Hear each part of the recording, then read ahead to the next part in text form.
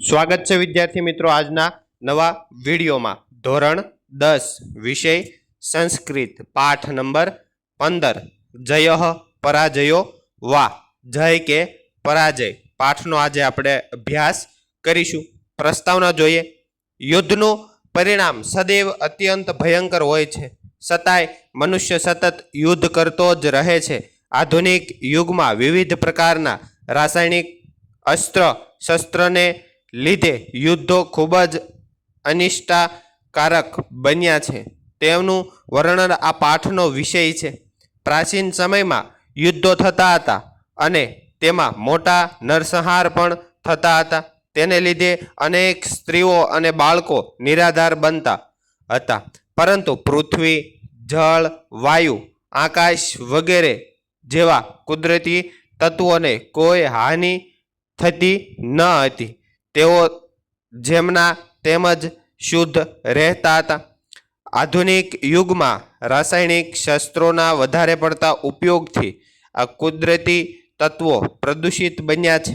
દૂષિત જળ અને વાયુને કારણે અનેક લોકો અસાધ્ય રોગોનો ભોગ બને છે અને સક્રિય રીતે યુદ્ધમાં જોડાયા ન હોય તો પણ મરણને શરણ થાય છે। એટલું જ નહીં, ભાવિની અનેક પેઢીઓ સુધી આવા દુષ્પરિણામો માનવજાતને ભોગવવાનો વારો આવે છે। આવા દુષ્પરિણામો આપનારા યુદ્ધમાં વિજય ગમે તે પક્ષનો થાય, પણ તે જયને જય કહેવાય કે પરાજય એવો પ્રશ્ન થાય છે। મહાભારતકાલીન યુદ્ધ અને આધુનિક યુદ્ધના પરિણામમાં રહેલા તફાવતને સ્વર્ગમાં રહેતો અર્જુન પૃથ્વી ઉપર આવીને પ્રત્યક્ષ નિહાળે છે। સ્વર્ગીય પાત્રને પૃથ્વી ઉપર ઉતરી આવેલો કલ્પિત ને પ્રવર્તમાન સમયમાં ચાલતા યુદ્ધના દુષ્પરિણામો તરફ ધ્યાન આકર્ષિત કરવામાં આવ્યું છે। યુદ્ધના પરિણામે નિર્દોષ પ્રાણીઓને ભોગવવા પડતા દુઃખોનો ખ્યાલ મેળવીને યુદ્ધોથી દૂર રહેવાની ભાવના કેળવાય તે હેતુથી આ પાઠનું કથાવસ્તુ વિચારવામાં આવ્યું છે। પાઠ જોઈએ। એકદા સ્વર્ગસ્થિત અર્જુન પૃથ્વીયમ દુષ્ટકામ ભૂલોકમ આગચ્છ। એકવાર સ્વર્ગમાં રહેલો અર્જુન પૃથ્વીને જોવાની ઈચ્છાથી પૃથ્વીલોક પર આવ્યો। પ્રાપ્ત ભૂલોક સહ મહાનતમ જય ઘોષ શ્રુતવાન। આવીને તેણે મોટો જયનાદ સાંભળ્યો। સહ જય ઘોષકારમ જન સમૂહસ્ય સમીપમ ગચ્છતિ। જયનાદ સાંભળ્યો તે જયનાદ કરતા જનસમૂહની પાસે જાય છે। સઘ વિરમિતે વિશ્વયુદ્ધે લબ્ધ વિજયા જનાઃ વિજયોત્સવ અનુભવાયંત આસન। તરતમાં જ અથવા તો અત્યારે જ વિશ્વયુદ્ધનો વિરામ થયેલો એટલે વિજય પ્રાપ્ત કરેલા લોકો વિજયનો ઉત્સવ ઉજવતા હતા। ત્રાન દુષ્ટવા અર્જુનોપી પુરાતનમ મહાભારત વિજયમ તદાંતરાનામ પ્રાપ્ત વિજયાનામ જનામ ચ સ્મરતિ। તેમને જોઈને અર્જુન પણ પ્રાચીન મહાભારતના વિજયને તેમજ તે સમયના વિજયી થયેલા લોકોને યાદ કરે છે। એતમ અપરિચિત પૂર્વમ સમુસ્થિતમ અર્જુન તે જનાઃ સ્વકીયેન વિજયોત્સવ યોજિતવ્ય। આ પહેલાના પરિચય વગરના અર્જુનને પણ તે લોકોએ પોતાના વિજય ઉત્સવમાં જોતર્યો। અર્જુનો અપી જાત હર્ષ તેહ સહ સંલગ્નો અભવત।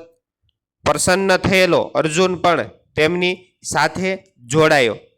કચ્છિત કાલાંતરમ સહ તૃષામ અનુભતવાન। થોડા સમયમાં પછી તેને તરસ લાગી। અભ્યાગતેન તેન અશ્વ એકો યાચિત। તે મહેમાને એક અશ્વની માંગણી કરી। યાચિત તો અપી અશ્વમારૂઢ જલમ પાતુમ નગરાદહિ સ્થિતમેકમ પરિચિત પૂર્વ સરોવરમ ગતવાન। અશ્વની માંગણી કરીને તે અશ્વ પર બેસીને પાણી પીવા નગરની બહાર આવેલા એક અગાઉના જાણીતા સરોવરમાં ગયો। તત્ર યદા સહ જલપાનાય ઉદ્ધતો ભવતી। ત્યારે તે પાણી પીવા તૈયાર થયો ત્યારે તદા કચ્ચિત પુરુષસ્ય ધ્વનિમ શ્રુતવાન। ત્યારે તેણે કોઈક પુરુષનો અવાજ સાંભળ્યો। મહાશય સગરમ ઇદમ જલમ એ મહાશય, આ પાણી ઝેરી છે, અધુના અપેયમસ્તી, અત્યારે તે પીવા લાયક નથી. અર્જુન આશ્ચર્યચકિત તમ દુષ્ટપૂર્વક પુરુષમ પૃચ્છતી. અર્જુન છે એ આશ્ચર્ય થકી થયેલો જોઈને અગાઉ ન જોયેલા એવા પુરુષને પૂછે છે. કથમિદમ ઝગરમ જલમ, કઈ રીતે આ પાણી ઝેરી છે? પ્રકૃતિ નિર્મિતાઃ સરોવરાઃ તુ સર્વદેવ પેયજલાઃ એવ ભવંતીતિ. પ્રકૃતિએ નિર્માણ કરેલા સરોવરો તો હંમેશા પીવા યોગ્ય પાણીવાળા જ હોય છે. સ્વરેણ યુવક કાયેન વૃદ્ધ ઇવ કચ્ચિત ભગ્નધન્વ ધવલકેશ સદંડ એક જન અર્જુનસ્ય સમિત આગતવાન. અવાજથી યુવક અને શરીરથી ઘરડા જેવો, તૂટેલા દાંતવાળો, ધોળા વાળવાળો અને દંડ ધારણ કરેલો અથવા તો દંડની સાથેનો કોઈ એક માણસ અર્જુનની પાસે આવ્યો. અદૃષ્ટપૂર્વમ ત્રાદુષમ જન દૃષ્ટ જન આશ્ચર્યચકિત સજ્જાતા. પહેલા ન જોયેલો તેવા માણસને જોઈને અર્જુન આશ્ચર્યચકિત થઈ ગયો. મહાભારતકાલીન સ્થૂલ કાયાન બલિષ્ઠાન જનાનમ સ્મરહ છ કષ્ટમપી અનુભૂતવાન. મહાભારતના સ્થૂળ જાડા શરીરવાળા બળવાન લોકોને યાદ કરતા તેણે કષ્ટનો અનુભવ કર્યો. અસ્ય એતાદૃશમ સ્થિતમ દૃષ્ટવા અર્જુન આશ્ચર્યમ પૃષ્ટવાન કો ભવાન. એની આવી દશા જોઈને અર્જુન આશ્ચર્ય સાથે પૂછ્યું, આપ કોણ છો? કસ્માત તવ ઈદુષી અવસ્થા જાત, શાથી તમારી આવી હાલત થઈ છે? સ પ્રત્યવદત અહમ અસ્ય દેશસ્ય એક સૈનિક. તેણે ઉત્તર આપ્યો, હું આ દેશનો એક સિપાહી છું. વિગદેશુ કતિયેશુ માસેશુ બહુના દેશાનામ પરસ્પરમ યુદ્ધમ અભવત. વીતેલા કેટલાક મહિનાઓમાં અનેક દેશોનું પરસ્પર યુદ્ધ થયું હતું. તત્ર વિવિધાની શસ્ત્રાણી પ્રયુક્તાની, તેમાં વિવિધ શસ્ત્રો વપરાયા હતા. તસ્માત કારણાત જલમ સ્થલમ વાયુ પ્રાણી ઇત્યેવ બહુવિધમ જગત વિવિધ રૂપેણ પ્રભાવિતમ અસ્તિ. તે કારણે જળ, સ્થળ, વાયુ, પ્રાણીઓ એમ અનેક પ્રકારનું જગત વિવિધ રૂપે અસરગ્રસ્ત થયું છે. કિમ તે કથયામી, તેને તમને શું કહું? શસ્ત્રાની નિર્ગતે પ્રદૂષિતે સર્વ વસ્તુ જાતમ પ્રદૂષિતમ વિષયમ ચ સજ્જાત. આ બધી જ વસ્તુઓ છે એ શસ્ત્રો અને અસ્ત્રોમાંથી નીકળેલા પ્રદૂષણને કારણે બધું ઝેરી થઈ ગઈ છે. અસ્ય સરોવરસ્ય જલમપી એતસ્માદેવ કારણાત સગરમ અસ્તિ. આ સરોવરનું પાણી પણ આ જ રીતે આ જ કારણે ઝેરી છે. અત્રત્યમ જલમ પીત્વા પીત્વા મદિયા એશા સ્થિતિ સજ્જાત. અહીંનું પાણી પી પીને મારી આ દશા થઈ છે.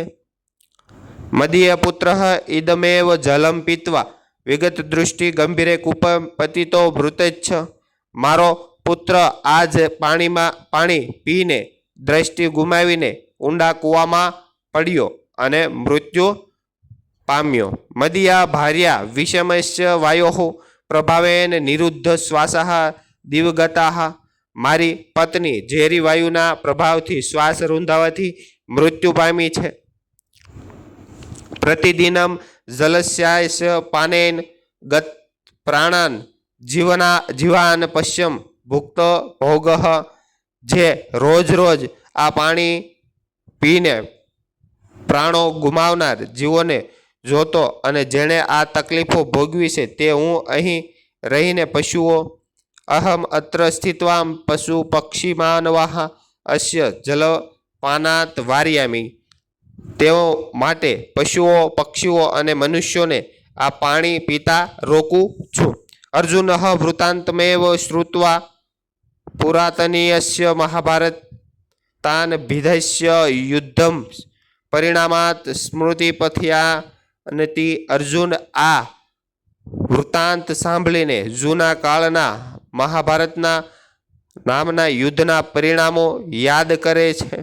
સહ વિચાર્યતે યત તદા બહુના જનામ સંહાર સજ્જાતઃ, તે વિચારે છે કે તે વખતે અનેક લોકોનો સંહાર થયો હતો.